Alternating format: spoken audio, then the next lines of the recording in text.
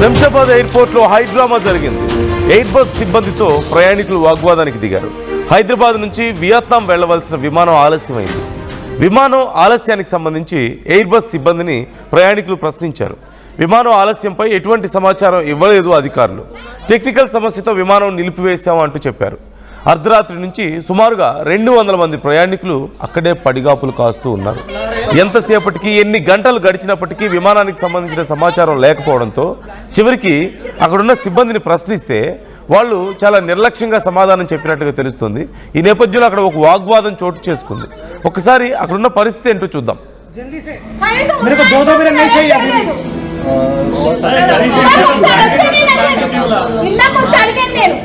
చిన్న పిల్లాడండి, ఆ బాబుకి ఫీవర్ వచ్చింది, పడుకోవడానికి కూడా లేదు, ఈ లైట్కి పడుకోవట్లేదు, మీరు కనీసం ఆ బాబుకి పడుకోవడానికి అరేంజ్ చేయండి, ఫ్లైట్ కోసం అడగట్లేదు నేను అని చెప్పి వచ్చి అడిగాను. అప్పుడు లేదు. ఇప్పుడు నా హస్బెండ్ కి వణుకు వచ్చింది, ఫీవర్ వచ్చేసింది, కప్పడానికి లేదు, ఏమీ లేదు, ఏం చేయాలి? కనీసం హాట్ వాటర్ కూడా దొరకట్లేదు, ఇక్కడ కొనుక్కోవాల్సి వస్తుంది ప్రతిదీ. ఇప్పుడు నాకు నా హస్బెండ్ కి తీసుకురావాలి, నా పిల్లలందరూ కలిసి తీసుకొచ్చి ఇద్దరిద్దరే వస్తారు కప్పుల్స్. వాళ్ళు ఏం చేస్తారు? 2ంటికి వచ్చి అడిగితే 3 అన్నారు, 3ంటికి వచ్చి అడిగితే 3:30 అన్నారు, 3:30కి వచ్చి అడిగితే ఒకటేసారి 4కి వచ్చి అడిగితే 6 అన్నారు. ఇప్పుడు 6:30 అయ్యింది. అసలు తీసుకెళ్తారా తీసుకెళ్ళరా? చెప్పాలి కదా, మాకు అరేంజ్మెంట్ చేయాలి కదా. एटलीस्ट देख के सॉरी मैडम ऐसा एटलीस्ट उनकी आंखों में आंखें डाल के थोड़ा सर जवाब दीजिए भाई, जवाब दीजिए। अगर उनकी पोजीशन में तेरा बाप होता, तेरा बेटा होता तो तू क्या करता? सर सेफ्टी के लिए मैं तो रुकूंगा। अरे आँख बुझा के बात करना, आँख बुझा के बात करना। यहाँ पे सेफ्टी रीजंस क्या है आपको? जो कुछ आपको चाहिए वो जिम्मेदार पड़ेगा ना, वो क्यों जिम्मेदार होगा? वो वहाँ पे काम करता है, वो यहाँ का जिम्मेदार है। अब क्या वो इंचार्ज है, वो इंचार्ज है, कोई तो उसका हेल्प करना पड़ेगा। సో అక్కడ పరిస్థితి మనం చూస్తున్నాం. వియత్నాం వెళ్ళవలసినటువంటి ఒక ఫ్లైట్ ఎన్ని గంటలు గడిచినప్పటికీ కూడా ఫ్లైట్ రావడం లేదు, ప్రయాణికులు వెళ్ళడానికి అవకాశం లేదు, సిబ్బంది సమాచారం ఇవ్వడం లేదు. గట్టిగా మాట్లాడితే ఒకసారి ఆ విజువల్ మీరు చూస్తున్నారు. ఆ మహిళ పాపం బాధపడుతోంది. చిన్న పిల్లలు ఉన్నారు, వాళ్ళు ఇబ్బంది పడుతున్నారు. అక్కడ వాళ్ళు నిద్రపోవడానికి కూడా కష్టం అవుతుంది లైటింగ్లో. అంటే ఏమి ఫెసిలిటీస్ అరేంజ్ చేయలేదు. తన హస్బెండ్కి చివరికి హెల్త్ బాగలేకపోయినా కనీసం పట్టించుకోలేదు. కనీసం సమాచారం లేకుండా గంటల పాటు అక్కడే ఉంచే, రాత్రంతా అక్కడ పడిగాపులు కాశారు ప్రయాణికులు. ఇప్పుడు కూడా ఆ వీడియోలో మీరు చూస్తున్నారు. వాళ్ళ ఆగ్రహంతో వాళ్ళందరూ అక్కడ ప్రశ్నిస్తుంటే కనీసం సమాధానం లేదు. They just maintaining silence. దాని అర్థం ఏంటి? వాళ్ళే వాగుతారులే, వాళ్ళే వెళ్ళిపోతారులే అనా? లేకపోతే వీళ్ళకి మేము సమాధానం చెప్పేది ఏంటనా?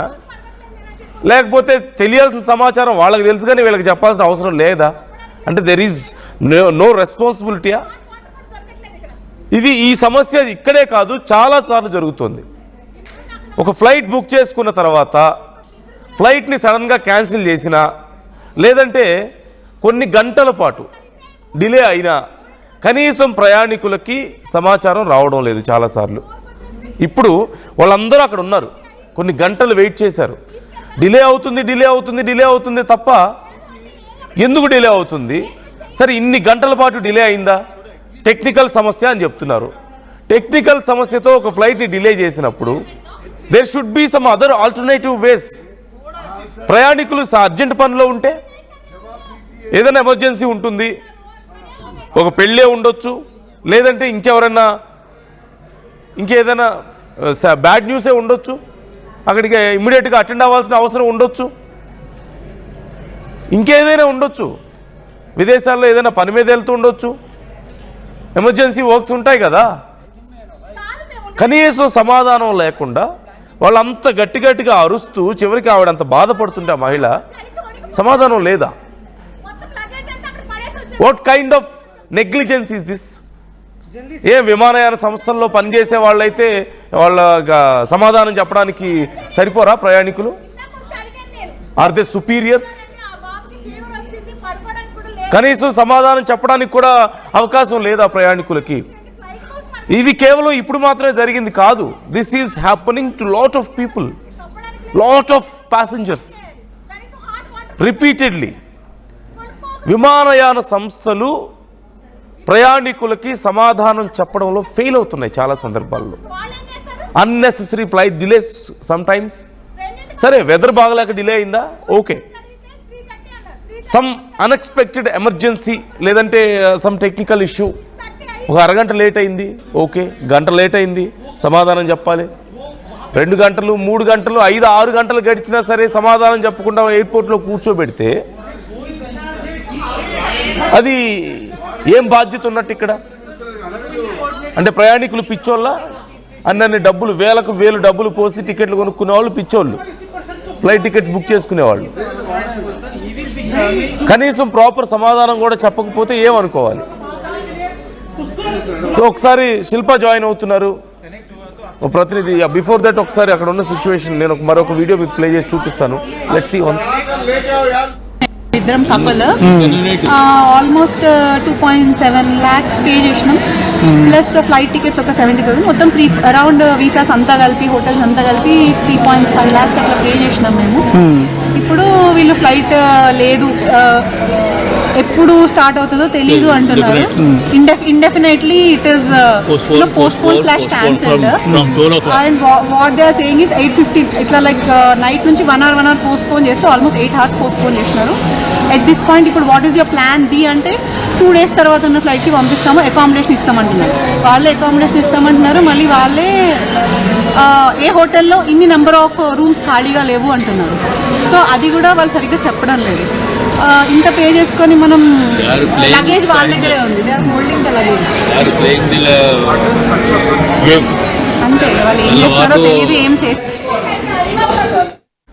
3.5 లక్షలు పెట్టి ఒక కపుల్ ట్రిప్ బుక్ చేసుకున్నారు. గంటలు సమయం గడిచిపోతుంది, కానీ వాళ్ళకి సమాధానం చెప్పడం లేదు. సరే, ఆల్టర్నేటివ్ వేస్ ఏమన్నా ఉన్నాయా? ఆల్టర్నేటివ్ ఏదైనా వేరే ఏర్పాటు చేస్తున్నారంటే అది లేదు. మేమే అకామిడేషన్ ఇస్తామని చెప్పారు, కనీసం ఆ ఫెసిలిటీస్ కూడా లేవు. సుమారుగా రాత్రంతా అక్కడ వెయిట్ చేశారు ప్రయాణికులు, 40 మంది ప్రయాణికులకు పైగా అక్కడ వెయిట్ చేస్తే కనీసం సమాధానానికి కూడా నోచుకోలేదు వాళ్ళు. అక్కడ ఉన్న సిబ్బంది సమాధానం కూడా చెప్పడం లేదు, అడిగితే కూడా చెప్పడం లేదు. శిల్ప జాయిన్ అవుతున్నారు, మా ప్రతినిధి డీటెయిల్స్ తెలుసుకుందాం. శిల్ప, మరి చివరికి ఏం జరిగింది? వాళ్ళకి వేరే ఫ్లైట్ ఏదైనా అరేంజ్ చేసి పంపించారా? అసలు అక్కడ టెక్నికల్ ఇష్యూ అని చెప్తున్నట్లుగా తెలుస్తుంది సింపుల్గా. ఏం జరిగింది అసలు అక్కడ? రైట్, శంషాబాద్ విమానాశ్రయంలో ఒకవైపు ప్రయాణికుల ఆందోళన కొనసాగుతుంది. నిన్న రాత్రి 11:55 బయలుదేరాల్సినటువంటి విమానం ఏదైతే VN984 ఈ విమానం అనేది సాంకేతిక వల్ల ఒకవైపు ఎయిర్పోర్ట్ లోనే ఉన్నది. దీంతో ప్రయాణికులు అప్పటికే ఎయిర్పోర్ట్ కి రీచ్ అయ్యారు. వాళ్ళకు ముందస్తుగా ఇన్ఫర్మేషన్ ఇవ్వాలి, ఒకవేళ డిలే అయినా కూడా వాళ్ళకి ముందస్తు ఇన్ఫర్మేషన్ ఇవ్వాలి. కానీ ఎలాంటి ఇన్ఫర్మేషన్ ఇవ్వలేదు. అందరూ ఎయిర్పోర్ట్ చేరుకున్నారు. ఎయిర్పోర్ట్ చేరుకున్నాక రాత్రి అంతా కూడా వాళ్ళు పడిగాపులు కాస్తున్నారు. ఒకవైపు చలి, ఇంకోవైపు చిన్నపిల్లలు పెద్ద ఎత్తున ఇబ్బంది పడ్డారు. వాళ్ళకి ఆల్టర్నేటివ్ గా వేరే దాన్నైనా చూడాలి, లేకుంటే వాళ్ళకి అకామిడేషన్ పూర్తి స్థాయిలో వాళ్ళ బాధ్యత మొత్తం కూడా ఎయిర్పోర్ట్ అధికారులు. కానీ ఇక్కడ ఒకవైపు అక్కడ ఉన్నటువంటి ఎయిర్పోర్ట్ అధికారులు ప్రయాణికులతో చాలా దురుసుగా వ్యవహరిస్తున్నట్టు తెలుస్తుంది. ప్రతి ఒక్కరు కూడా ఆగ్రహం వ్యక్తం చేసిన ఒకవైపు చలితో పెద్ద ఎత్తున ఇబ్బంది పడ్డారు. ఇంకోవైపు ఏదైనా డిలే ఉన్నా కూడా ముందస్తుగా అటు మెయిల్ ద్వారా ఇటు ప్రయాణికులకు ఎప్పటికప్పుడు ఇన్ఫర్మేషన్ ఇవ్వదు. కానీ అలాంటిది ఏదో చేయలేదు. అక్కడికి వచ్చాక టెక్నికల్ ఇష్యూ వల్ల ఒకవైపు క్యాన్సిల్ అయిందని చెప్పారు. కానీ క్యాన్సిల్ అయ్యాక ఆల్టర్నేటివ్ వే అనేది చూపెట్టాలి. ఎవరైతే టికెట్ బుక్ చేసుకున్నారో వాళ్ళకి చూపెట్టాలి.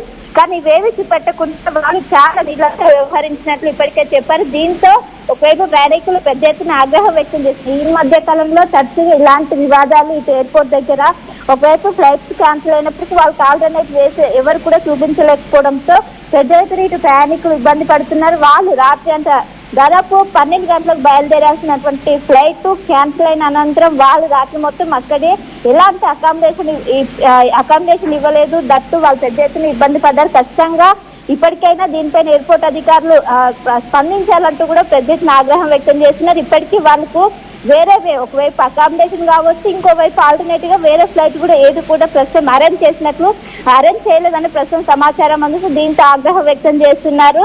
ప్రధానంగా ఒకవైపు చలితో అటు చిన్న పిల్లలు పెద్ద ఎత్తున ఇబ్బంది పడ్డారు, ఇంకోవైపు మహిళలు కావచ్చు. ప్రతి ఒక్క దాదాపు 50 మంది వరకు ప్రయాణికులు ఉన్నారు. 50 మంది వరకు ప్రయాణికులు అక్కడే ఏదైతే ఎయిర్పోర్ట్ లోపలే చాలా వరకు పడిగాపులు కాస్తూ అర్ధరాత్రి అక్కడే ఉన్నామంటూ కూడా పెద్ద ఎత్తున ఆగ్రహం వ్యక్తం చేస్తున్నారు. Right, thank you Shilpa, thanks for the details. రాత్రంతా పడిగాపులు కాసినా కనీసం సమాధానానికి నోచుకోరా అంటే లక్షలకు లక్షలు ఖర్చు పెట్టి వాళ్ళు బుక్ చేసుకునే ట్రిప్స్ టికెట్స్ విలువ లేదా? వాళ్ళు ఎమర్జెన్సీలో ఒకవేళ వెళ్ళాల్సి వస్తే దానికి విలువ లేదా? ఇవన్నీ పక్కన పెడితే it's their right to get a proper response. ఎందుకు డిలే అయితే ఎందుకు డిలే అయింది, ఎంతసేపు డిలే అవుతుంది, ఖచ్చితంగా తెలుసుకోగలిగే రైట్ ప్రతి ఒక్కరికి ఉంది అక్కడ. What are you guys for? ఇక ఎందుకు మీరంతా అక్కడ? వాళ్ళకి కనీసం సమాధానం చెప్పలేనప్పుడు లేదు 3-4 గంటల సమయం పడుతుంది, 6 గంటల సమయం పడుతుంది. Try to arrange something alternative. ఇంకేదన్నా వేరే ఫ్లైట్ అరేంజ్ చేయండి, లేదా ఇంకేదన్నా సర్వీస్ అరేంజ్ చేయండి వాళ్ళకి. ఇవన్నీ కాదు, ఇవేమీ పాసిబుల్ అవ్వలేదు, go and talk to them, arrange their accommodation. వాళ్ళ నీడ్స్ ఏంటి కనుక్కోండి. బాగా ఎమర్జెన్సీలో ఉన్న వాళ్ళని వేరే ఫ్లైట్స్లో పంపించండి అవకాశం ఉంటే. ఎమర్జెన్సీ లేని వాళ్ళకి అకామిడేషన్ ఇవ్వండి, ఫుడ్ మీరే ఇవ్వండి, అకామిడేషన్ అక్కడ అంతా ఇవ్వండి. దట్ ఈస్ ద రెస్పాన్సిబిలిటీ కదా, అప్పుడే కదా గౌరవం ఉండేది. సో ఇలాంటివి చాలా రిపీటెడ్గా జరుగుతున్నాయి. విమానయాన సంస్థలు ప్రయాణికులకి జవాబుదారీతనంగా లేరు. They are not answerable, they are not answering. There is negligence, clear negligence. So ఈ విషయంలో కొంచెం కఠినంగా వ్యవహరించాల్సిన అవసరం ఉంది. కేంద్ర విమానయాన సంస్థలు, కేంద్ర మంత్రి ఈ విషయంలో కొంచెం జాగ్రత్తలు తీసుకోవాలి. ఇలాంటి విషయాల్లో కొంచెం గైడ్ లైన్స్ పాస్ చేయాలి. కేంద్ర విమానయాన శాఖ నుంచి కొంత గైడ్ లైన్స్ పాస్ చేయాలి ఇలాంటి విషయాల్లో. So what's your opinion? ఈ విషయంలో కామెంట్ చేయండి. మీరేమనుకుంటున్నారు? సమాధానాలు చెప్పకుండా గంటలు రోజులు వెయిట్ చేయించవచ్చా ఫ్లైట్ టికెట్స్ బుక్ చేసుకున్న వాళ్ళని? ఫ్లైట్ యాజమాన్యాలకైనా సంబంధం లేదా ప్రయాణికులు ఇబ్బందులు పడితే? Try to comment your opinions. మరొకసారి అక్కడ ఉన్న సిచ్యువేషన్ నేను మీకు చూపిస్తాను.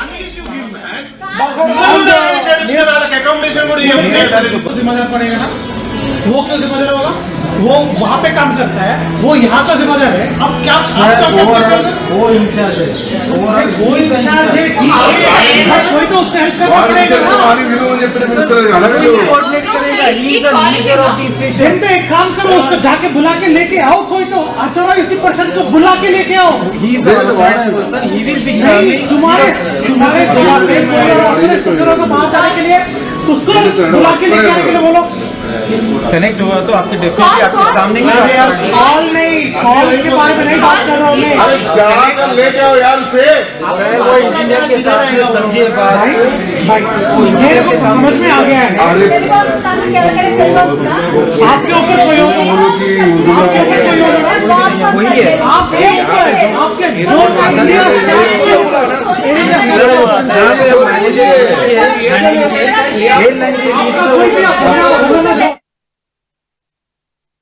ఇల్లైనా ఫ్యాక్టరీ అయినా క్లినిక్ అయినా రూఫ్ ఉంటే safe. Truzon solar system install చేయండి. బిల్ తో పాటు పీపీ తగ్గించండి. నువ్వు సూపర్ స్టార్ అయ్యా. Truzon solar power, super power. Local to global news at your fingertips. మీ చేతిలో ఒక ఆయుధం. Download raw TV app. Media legend Ravi Prakash is back.